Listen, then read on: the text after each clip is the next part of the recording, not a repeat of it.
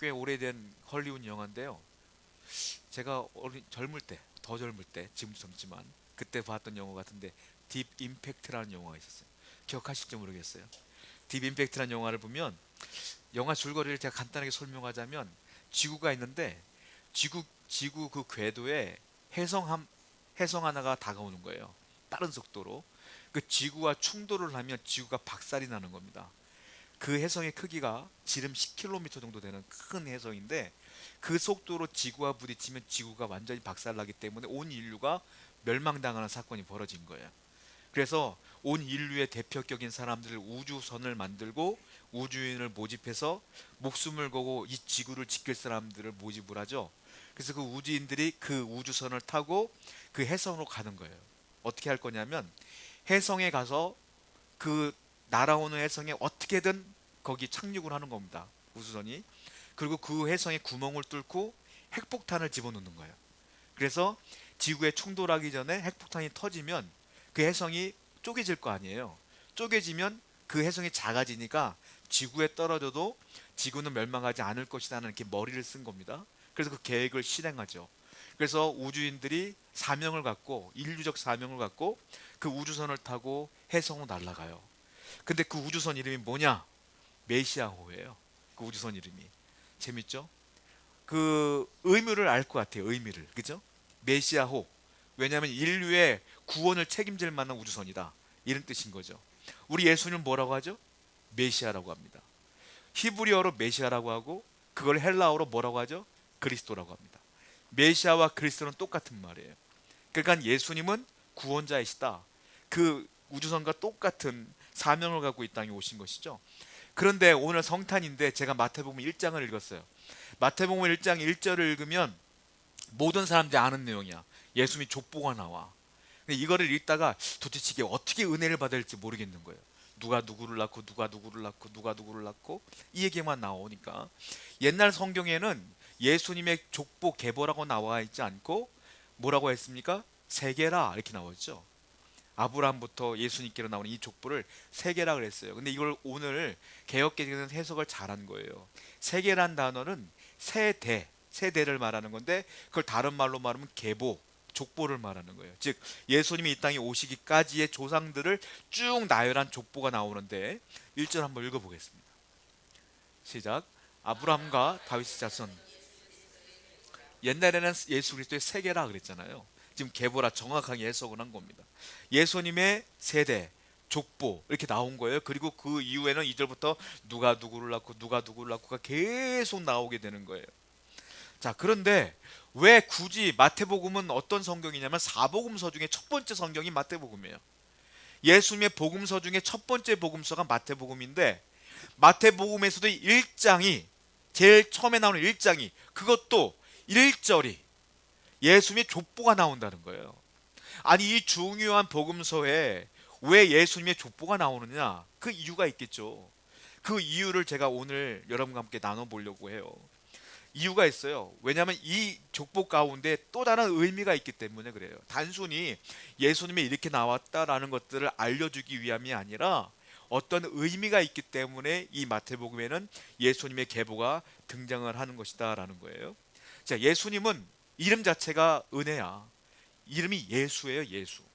예수는 뜻이 뭡니까? 저가 자기 백성을 구원할 자이니라 이 뜻이 예수예요. 구원자 이 뜻이 예수야. 그럼 그리스도는 아까 뭐라고 말씀드렸어요? 메시아랑 똑같은 말을 했어요. 그것도 구원자야. 그러니까 예수 그리스도라고 말하면 무슨 뜻이겠어요? 우리의 구원자이시며 진짜 구세주시다 이런 뜻이 아니겠습니까? 그러니까 예수님의 사명은 하나뿐이 없어. 구원자야. 구원자로 이 땅에 오신 것이다 라는 것들을 얘기하고 있어요. 오늘 우리 본문을 통해서 도대체 이 족보를 통해서 예수님의 그 구원 사역이 어떻게 우리에게 은혜로 오느냐 이 부분을 한번 살펴보려고 그래요. 처음에 생각해 봐야 될 게 있어요. 사회가 아무리 혼란스러워도요. 사회가 아무리 절망스러워도 여러분들의 삶이 아무리 어려워도 믿는 사람들, 즉 예수 그리스도로 말미암아 구원을 얻은 우리에게는 뭐가 있느냐? 소망이 있다는 걸 알리고 싶은 거예요. 우리에겐 소망이 있어. 내 삶이 아무리 망해도 소망이 있어. 아무리 힘든 일이 있어도 믿는 우리에게는 소망이 있다는 걸 알려주고 싶은 거예요. 자, 1절부터 17절 한번, 1절 17절 두 절 한번 읽어볼게요. 시작.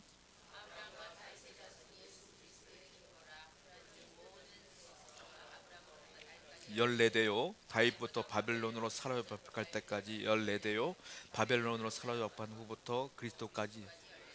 이 족보를 보면 알겠지만 아브라함이 이삭을 낳고 이삭이 야곱을 낳고 쭉 나오잖아요. 16절 하반절에 어떻게 나오냐, 그리고 마리아가 예수를 낳은 게 나와. 예수님을 16절 하반절에. 그러니까 처음에 예수 그리스도의 족보라 시작하고 마지막에는 예수님의 탄생으로 끝나는 거예요, 이 족보가. 그런데 이걸 어떻게 했냐, 마태는 14대 14대 14대를 끊어서 얘기하고 있다는 거예요. 아브라함부터 다윗까지가 딱 14대야. 누가 누구를 낳고 누가 낳고 14대. 그리고 다윗부터 바벨론으로 이스라엘 사람들이 포로로 잡혀갈 때까지가 14대야. 그거를 기록한 거예요. 그리고 바벨론으로 포로 잡혀간 후부터 또 예수님이 탄생할 때까지가 14대래. 14, 14, 14로 세 번을 나눠서 족보를 기록한 것이다 라는 거예요. 그 왜 이렇게 했을까? 왜 이런 식으로 족보를 기록했느냐 하면 돋보이게 하기 위해서요. 누구를? 아브라함과 다윗을 돋보이게 하기 위해서요. 아브라함과 다윗이 이 족보의 분기점이 돼요. 그래서 아브라함부터 다윗까지가 14대고 다윗부터 바벨론의 포로 잡혀까지가 14대야.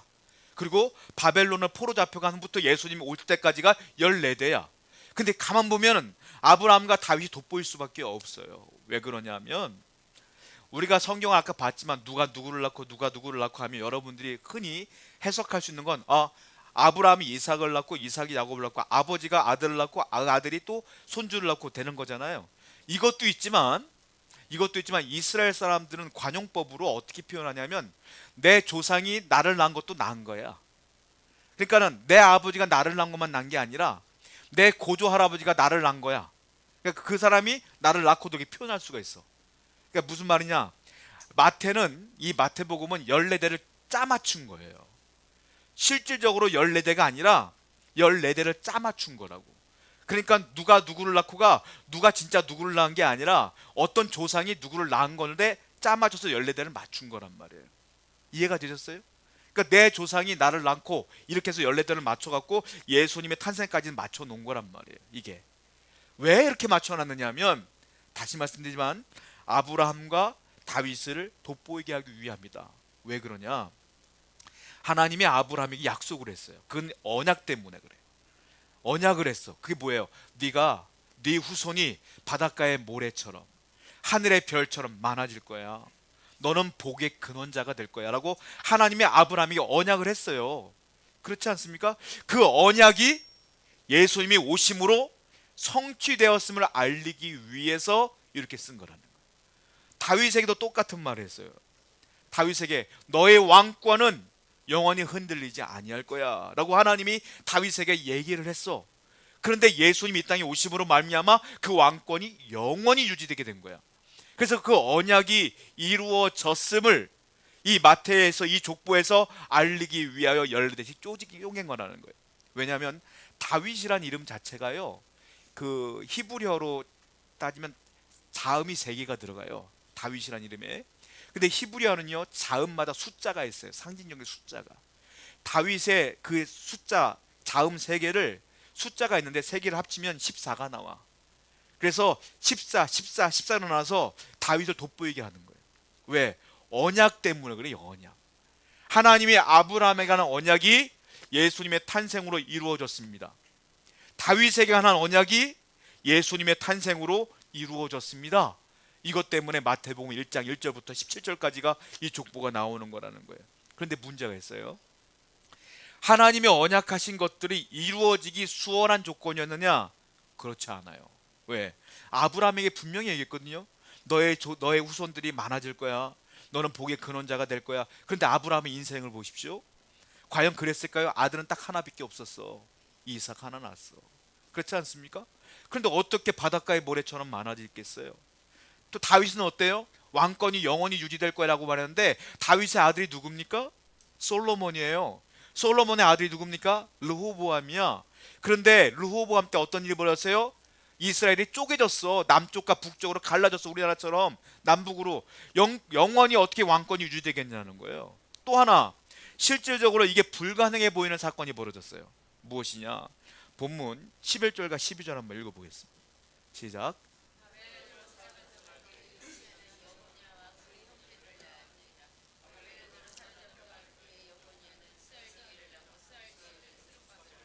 이스라엘이 망했습니다. 바벨론에 의해서 멸망당했어요. 멸망당해서 이스라엘 모든 백성이 바벨론으로 포로로 잡혀갔어. 몇 년 동안, 70년 동안. 그런데 어떻게 왕권 유지가 될 수 있겠어? 불가능하지. 포로로 잡혀갖고 목숨 부지하는 것도 감지덕지인데 어떻게 왕권이 유지될 것이며 어떻게 아브라함이 하신 그 언약이 이루어질 수 있겠어요? 그래서 바벨론으로 포로 잡혀갔을 때부터 예수님이 오실 때까지 열례되더라, 이게 들어간 거야. 왜? 그러나 이 언약은 세상의 관점으로부터 불가능해 보였다. 그러나 하나님은 기필코 이 언약을 이루셨다. 예수님이 이 땅에 오심으로 이 언약이 성취되었노라, 이걸 말하고 있는 거예요. 하나님의 언약은 그냥 하시는 게 없어요. 우리의 머리로 볼 때 불가능해 보일 뿐이야. 우리가 생각할 때, 우리 환경으로 볼 때 어려워 보이는 것 뿐이요. 하나님은 여러분에게 말씀했어요. 내가 너를 사랑한다. 내가 너를 구원한다. 내가 너를 붙들리라. 내가 너를 붙들리라, 함께하리라 분명히 약속해서. 그런데 내 사업체가 안 되네. 내 가게가 안 되네. 내 가정에 문제가 생기네. 물질의 문제, 건강의 문제가 생기네. 어떻게 하지? 안 되나? 하나님은 거짓말했나? 안 계시나? 떠났나? 아니라는 거예요. 이스라엘 아브라함이 한 언약도, 다윗에게 한 언약도 반드시 성취하신 하나님께서 여러분에게 하신 언약도 반드시 성취하신다, 이거예요. 그러니까 이걸 뭐냐? 이걸 믿음이라고 하죠. 이걸 믿고 있어라 라고 주님께서는 우리에게 말씀하고 계시는 거 아니겠어요? 이 언약은 오늘도 우리에게 유효해요. 그런데 하나님의 언약은 두 가지가 있어요. 첫 번째, 초림. 우리에게 구원자를 보내신다고 했어요. 그게 성탄이야. 예수님이 우리를 위해 오셨어요. 그래서 그 예수를 믿음으로 우리가 구원을 얻었지 않습니까? 이 약속은 성취됐어. 구약 아브라함 때부터 다윗에게 누누이 했던 그 약속이 이미 성취가 됐어. 그런데 아직 성취가 안 된 약속이 있어요. 그게 뭔지 아세요? 재림. 우리에게 분명히 말씀해, 내가 곧 오리라 약속했어요. 아직 안 왔어. 근데 우리는 그걸 소망을 품고 있어야 돼. 근데 사람들은 뭐라고 그래? 야, 그걸 믿고 앉아있냐? 라고 말을 해요. 이거는 오늘날 현대 사회뿐만이 아니라 예전 초대교회 있을 때도 그랬어요. 믿는 사람들에게 비웃음을 당했어요. 믿는 사람들이. 성경을 보겠습니다. 베드로후서 3장 4절에 시작.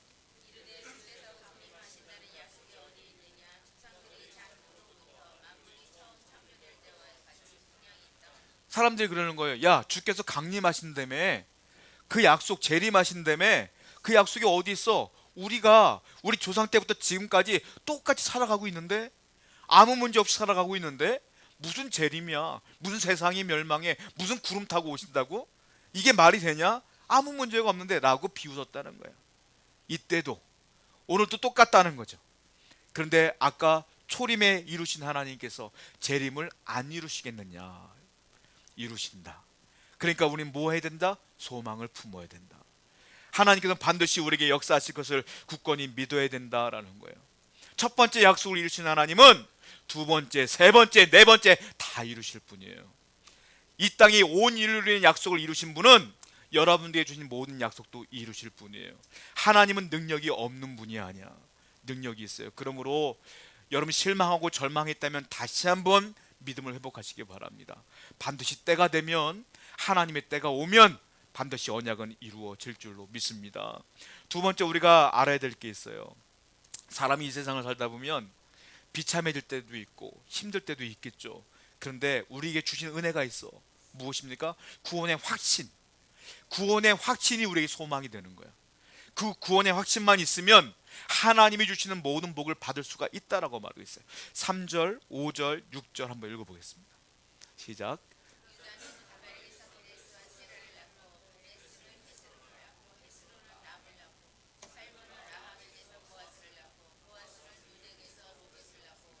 이새를 낳고 이새는 다윗 왕을 낳으니라.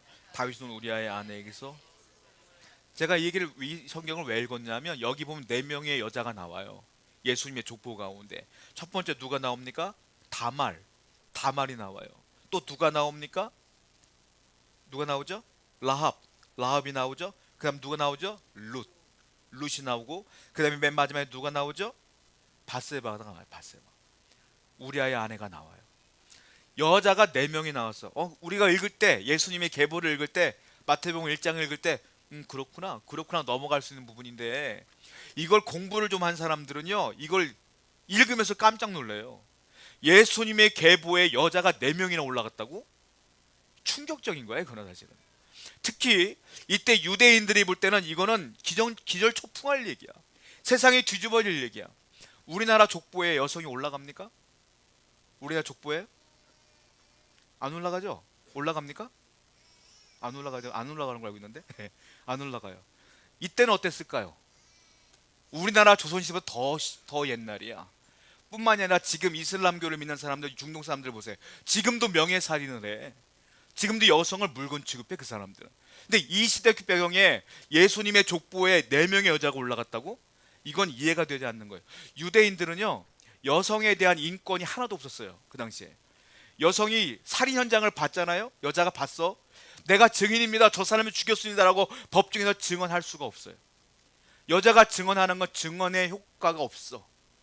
법정 증언할 수가 없어요. 여자는 사람이 아니야, 그 당시. 얼마나 속상해.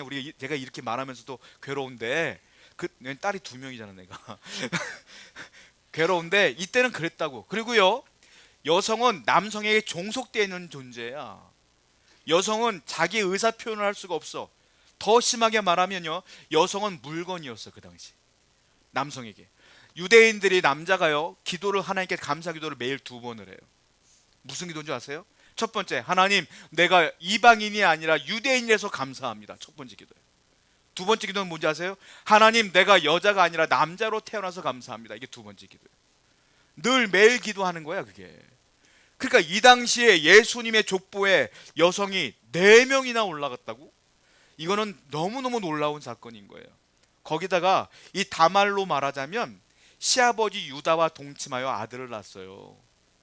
그러니까 이 여자는 보통 여자가 아닌 거야. 더 끔찍한 거지.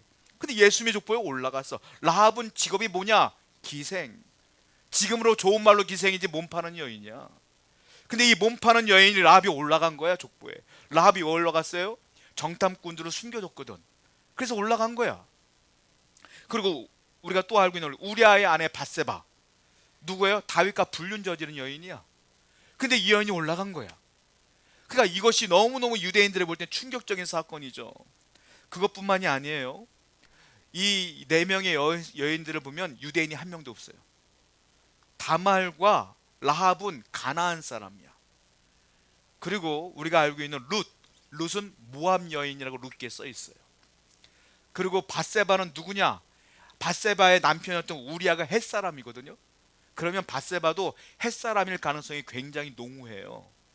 그러면 이 4명의 여인들은 현숙한 여인도 아님에도 불구하고, 이방인임에도 불구하고 4명이나 올라갔다는 거예요. 그러니까 이게 너무 충격적인 건데, 이게 의미가 있어요. 왜냐하면 예수님이 이 땅에 오시기 전엔 세상은 2가지였어요. 높은 사람, 낮은 사람, 주인, 종, 남자, 여자, 가난한 자, 부자. 부자는 가난한 사람을 억압해, 힘 있는 사람은 없는 사람들을 억압해, 남자는 여성을 억압해. 딱 2가지였어. 이분법이야. 딱 평등 없어요. 공평함 없어요. 다 불균형이야. 없는 사람들은 괴로워서 목숨을 끊기도 했어. 이런 시대적 아픔이 있었어요. 근데 예수님이 오신 거야. 그리고 족보에 4명의 여인이 올라간 거야. 이 말은 무슨 말이냐면, 나는 그 모든 것들을 따지는 자가 아니라는 거지. 예수님을 믿고 구원받는 건 여자나 남자가 중요한 게 아니요, 부자냐 가난하가 중요한 게 아니야. 그냥 예수만 믿으면 그 사람이 여자든 남자든 부자든 가난한 사람이든 권력자든 힘없는 사람이든 다 구원받는다. 이게 평등이라는 거예요. 세상 사람들은 평등 외치죠. 여러분, 평등을 외치는 대표적인 그 세계가 있어요. 어디에? 공산주의. 거긴 다 평등이야. 너도 나도 다 평등해. 네 재산 갖고 와. 다 나눠야 돼. 근데 공산주의가 평등합니까? 아니에요. 권력자는 더 큰 권력을 얻어요. 사람들이 만들어내는 이론에는 평등이 없어. 오직 하나님 만든 곳에만 평등이 있어. 예수를 믿는 것에만 평등이 있어. 복지에게 사람들은, 가난한 사람들 복지해줘야죠. 사람들이 말하는 복지는 완벽한 복지가 없어. 예수를 믿고 천국 가면 다 행복해. 그게 복지지. 영원한 복지지. 하나님 예수 그리스도는 그래서 오셨다. 이걸 강조하기 위해서 예수님 족보에 4명의 여자가 들어간 거예요. 또 성경을 볼까요? 로마서 3장 22절과 23절입니다. 시작.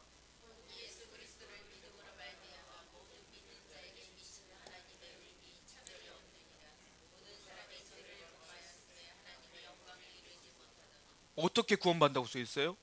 재산이 얼마 있어야 된다? 남자냐 여자냐? 아니야. 뭐라고 써 있습니까? 하나 그리스도를 믿음으로 말미암아, 이렇게 써 있어요. 그리스도를 믿음으로 말미암아 모든, 한 사람도 낙오됨이 없이 모든 믿는 자에게는 하나님의 의가 선물로 주어진다. 이거 아니겠습니까? 그리고 거기 뭐라 했어요? 모든 사람이 죄를 범하였음에 하나님의 영광에 다 이루지 못하지만 예수 그리스도를 믿음으로 다 구원받는 축복이 이루어졌노라 라고 하나님께서 공평하게 구원을 주신 거예요. 그래서 이 족보 가운데 하나님의 은혜가 있는 건 아니겠습니까? 간단히 말하면 예수 믿고 천국 가는 게 제일 행복한 거예요. 그게 가장 큰 복인 줄로 믿습니다. 아까 제가 영화 얘기했잖아요. 딥 임팩트라는 그 영화의 줄거리를 조금 더 얘기하자면, 자, 처음에 구멍을 뚫고 핵폭탄을 집어넣으려고 했어요. 근데 실패합니다. 어떻게 냐면 터지긴 터졌는데 혜성이요 잘게 쪼개져야 되는데 2조각이 났어. 근데 한 조각도 엄청 커. 이것도 지구에 떨어지면 큰일이 벌어지는 거예요. 지구에서 난리가 났어요. 어떻게 할까? 지구에서 얘기를 합니다. 야, 더 큰 조각 있지? 글리 다시 가서 그걸 다시 한번 쏴라. 더 조각을 내버리자. 이렇게 얘기를 해요. 그런데 그 우주선에 탑승하고 있는 우주인들은 알아요. 그걸 하려면 목숨을 바쳐야 돼. 내가 죽어야 되는 거야. 그래, 인류를 위해 내가 희생하고 그 일을 한 번 더 하자. 작정을 하는 거예요. 자, 플랜 A는 뭡니까? 처음에 목숨을 걸지 않고 그 혜성을 쪼개는 거야. 근데 실패했어. 플랜 B가 나왔네. 플랜 B는 내 목숨을 걸어야 되는 거야. 자, 예수님은 이 땅에 오실 때 플랜 A, 플랜 B, 플랜 C 없었어요. 예수님이 이 땅에 오실 때 오직 플랜 A만 있었어. 뭡니까? 나는 죽어야 돼. 이거 하나밖에 없었어. 예수님이 이 땅에 오실 때 살려고 오신 분이 아니에요. 돌아가시려고 오신 거예요. 누구 때문에? 우리를 위해서. 그분은 완전히 세상 사람들이 이 땅에 태어나면 살려고 태어나지 죽으려고 태어난 사람이 누가 있겠어요? 근데 예수님은 죽으려고 오신 거야. 왜? 그분이 돌아가셔야, 그분이 십자가에 돌아가셔야, 내 죄를 짊어지고 돌아가셔야 내가 구원을 얻거든. 그래서 온 인류를 위하여 죽기 위하여 플랜 A 하나만 갖고 오신 분이 예수님이에요. 그게 성탄이에요. 세상 사람들은 메리 크리스마스 하면서 즐겁게 뛰어놀고 놀러 가고 즐거워하지만 예수 믿는 우리는 그 의미를 진정으로 아셔야 돼. 예수님이 죽으러 오신 날이 성탄이야. 우리를 위하여. 그 사랑과 그 은혜가 구원의 열매로 나타난 거 아니겠습니까? 근데 우리는 구원의 열매를 이미 받았음에도 불구하고 내 일이 조금 안 된다고 원망하고 불평하고, 원망하고 불평하고 주님을 멀리할 때가 너무도 많이 있었잖아요. 다시 한번 주님 은혜 가운데 거하시는 여러분 되기를 축원드립니다. 그 사랑을 회복하시는 여러분 되기를 축원드립니다. 기도하겠습니다.